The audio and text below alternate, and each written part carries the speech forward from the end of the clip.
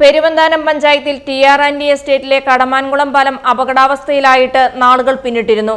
ബ്രിട്ടീഷുകാരുടെ കാലത്ത് ഇരുമ്പ് കേഡറിൽ നിർമ്മിച്ച പാലത്തിൽ പാകിയിരുന്ന തടികളെല്ലാം കാലപ്പഴക്കത്താൽ ദ്രവിച്ച് അപകടാവസ്ഥയിലായതിനെ തുടർന്ന് പാലത്തിലൂടെ ഭാരമേറിയ വാഹനങ്ങൾക്ക് നിരോധനം ഏർപ്പെടുത്തിയിരുന്നു.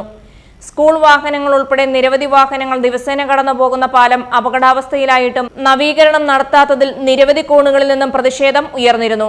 പാലത്തിന്റെ ദുരവസ്ഥ ഫെസ്റ്റൂൺ ന്യൂസ് റിപ്പോർട്ട് ചെയ്തിരുന്നു. തുടർന്ന് എസ്റ്റേറ്റ് മാനേജ്മെന്റ് പാലത്തിന്റെ തടികൾ ദ്രവിച്ച ഭാഗത്തെ കുഴികൾ മെറ്റലിട്ട് നിരത്തി മൂടി.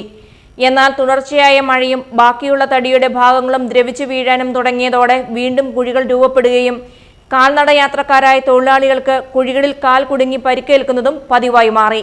തുടർന്നാണ് മാനേജ്മെന്റ് പാലത്തിന്റെ നവീകരണ പ്രവർത്തനങ്ങൾ നടത്തുവാൻ ആരംഭിച്ചത്. 100 വർഷം മുകളിൽ പഴക്കമുള്ള പാലത്തിന്റെ കേഡറുകളുടെ മുകളിൽ നിരത്തിയിരുന്ന ദ്രവിച്ച തടികൾ നീക്കം ചെയ്ത് പുതിയ ആഞ്ഞിലി തടികൾ നിരത്തി പുനരുദ്ധാരണ പ്രവർത്തനങ്ങൾ ആരംഭിച്ചു.